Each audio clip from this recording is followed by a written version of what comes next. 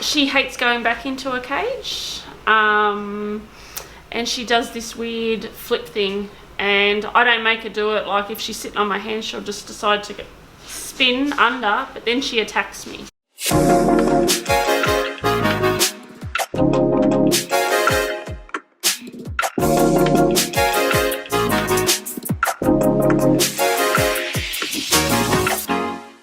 How much time does she spend out of her cage?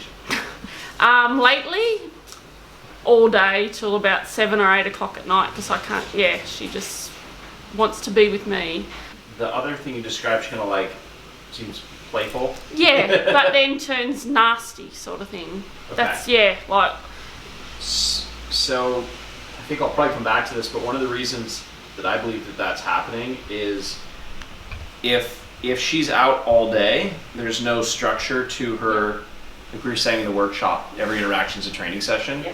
So if you're not really set up for success in the beginning, she's just out all day, then you're going to run into these issues where there's no expectation for how to interact with you properly. Yeah. And so that's where you're going to run into these like, whoa, I don't understand why that happened. Yeah. Whereas instead of looking at the whole thing of like, how long can I keep my bird out all day? I'm a better parrot owner than you because my bird stays out 12 hours. Try to look at it as, hey, I had 3 really good interactions with my parrot.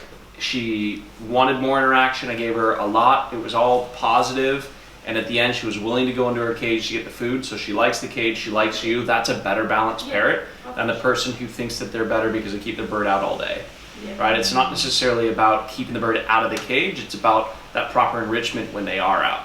So we'll look at your overall structure and see how we can make the cage really a good place to go back to. Like I said in the workshop, I was like, my mom's like, go to your room. And I'm like, okay, I like my room. Yeah. Your bird should be happy with its cage and feel safe and secure in there. Yeah. And likewise, it should be very excited to come out and interact with you. Does that make sense on kind of how the interaction is? Yeah, I'd love to be able to put her in a cage more often, like even to pick up the kids from school. I worry that she's going to chew something or, get into mischief. But it's just like, I'm carrying her, and as soon as she knows where I'm walking to, off she goes. So then I go back, and then when I go to, if she's up high on the kitchen cupboard, that's when she starts to get, okay, I'm not going back in. If your interactions are chasing your bird around to try to get her back in the cage because you have to go, it's a worse interaction than if you make the cage a happy place to be. Yeah. And make it neutral, so it's not like it prefers you and not the cage. Like it should be 50-50. The bird should be just as willing to go in the cage as to come out of the cage. Yeah. So I think we can help you there for sure. Like in the workshop we were talking about having the breakfast in the morning and the pellets in the evening. Yeah. That's going to be a big change for you, I think. So rather than having 24-hour access to food, let's see how we can use that natural ability where the bird's wanting to work to earn its food in the wild, and let's see how we can best focus that into giving those opportunities to work for the food or earn the food through positive interactions with you, as well as going into the cage nicely. We typically tell people to become consistently inconsistent, meaning don't make your pattern predictable, or the bird has noticed, when you start walking towards a cage, you're trying to put me away. Well, what if instead of every time the bird's just getting put away, that's where she goes to get her dinner?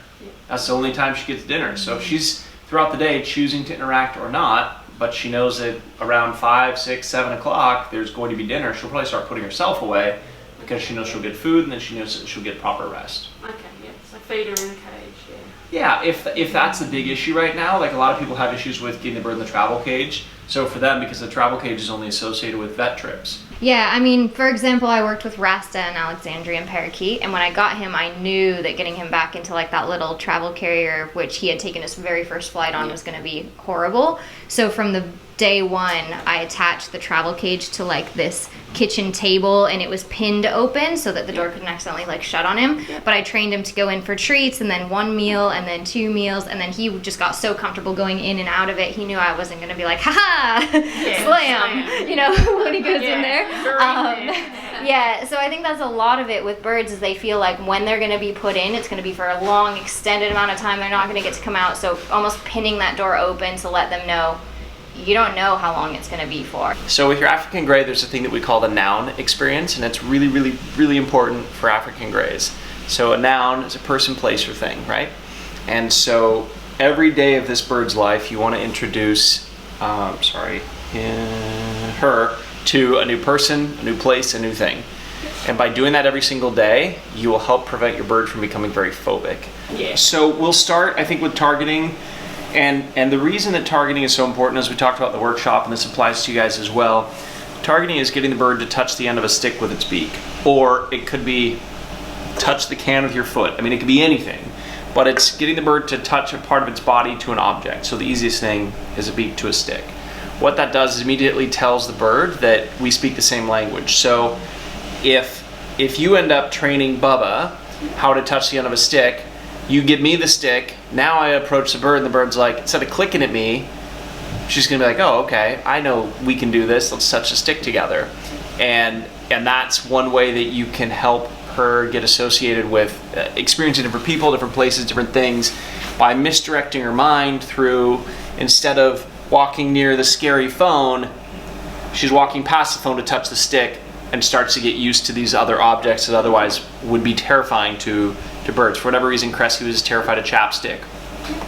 Now during the wrong season, she really loves the chapstick. So there's different things you want to work through to keep bad situations from coming up. But then the whole noun experience with a gray is so critical. I would say it's important for all birds, but it's a whole different level of priority with a gray. Okay. Yeah. Did you bring your own stand? I've got just 2 little ones. This is a really bad habit to start with going to the shoulder. So we teach a lot of basic handling. In fact, that's what most of our classes were all day yesterday, is how to get the bird to step up, how to get the bird to step down. After today, say no shoulder. It's gonna happen a little bit, but do your best just to try to work away from that. She used to always go straight to the head. So this is good? Because this is really good, but now it's like the shoulder. At home, it's pretty okay. She'll be more around here, but yeah. Okay. Are you able to get her down to the perch, you think? Come on, step up. Come on, step up. Good girl. Step up. Good girl. Come on. I know. Come on. Can we get down? No. Can I help? Yeah. Is she more likely to like men or women? Women, I'd say. You still want to help, Dave?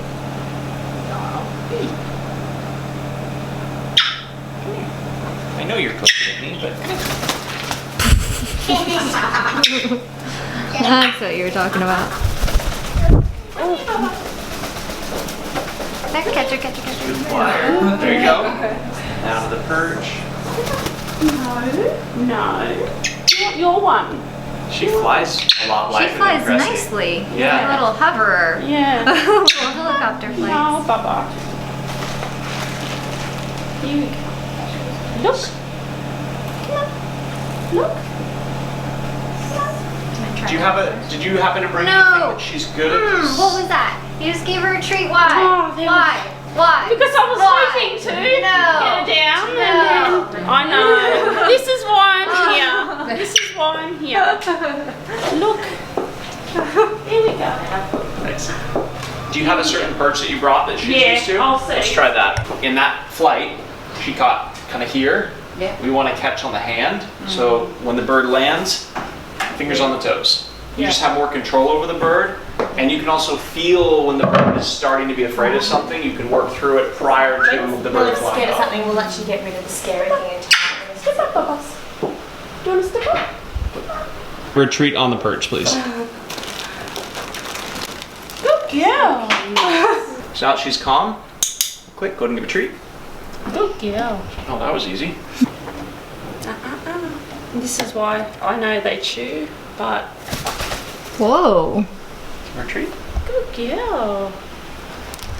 See how I'm holding her here? Yeah. Now watch what happens. I get close to the perch and then release the other thumb. So I'm- she really knows where I want her to go. I think you're gonna have a new buddy by the end of the day. I might. Do you want to do that again? What happened? That was so random. Okay, so we're just going to see. She doesn't seem as fearful as she was. Okay, so girl. we get a curious touch. That's one of the best things for targeting. Just touch it because she was like, oh, what's that? So now I'm going to continue from the same direction, the same angle, similar speed. And then once I get her to start to understand it, I'll switch it over to where you're doing it. And she's definitely interested. Okay? There's another really big thing happened there. I'm going to try to explain it while she's eating. I didn't go in so close that she could just chomp down. She's looking for it, bam, touches it.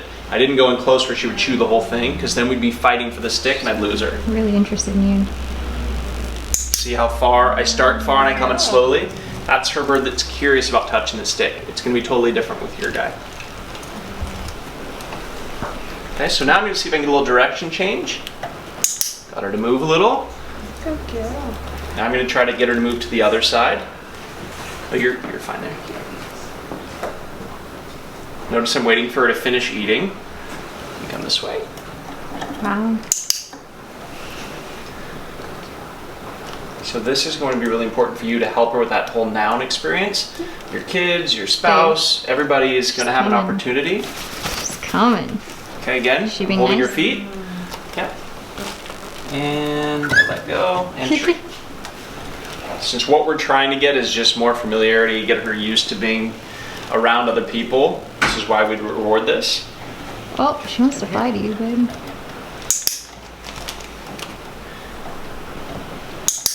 So you can tell that they understand the target when they're making a step with both feet to get to it. So I'm going to let you go ahead and take over. Before you start, notice how I started far and I came in close. Okay. Don't start too close because I don't want you to pull it away. It'll come off taunting. Go ahead.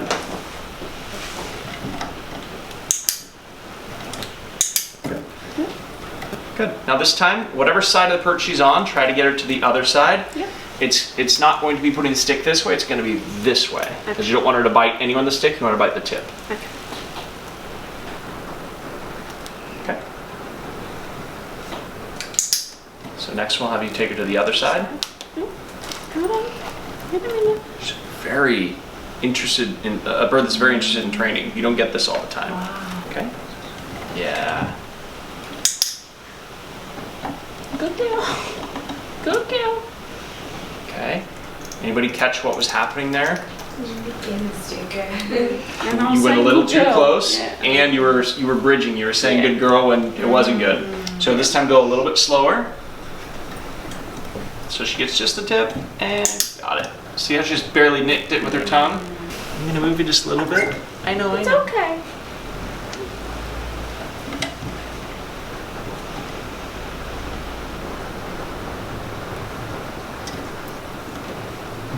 Good job. Click and reward for allowing you to do it. I think you should give her a treat.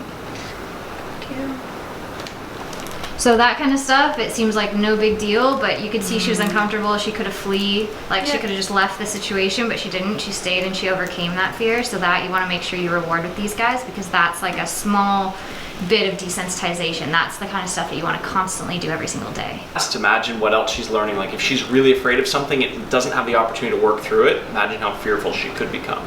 Gosh, she's still showing signs of wanting to work. What about doing it on the flat surface and getting her like close around the cage, because that seems to be your biggest issue. I feel like we should work on it.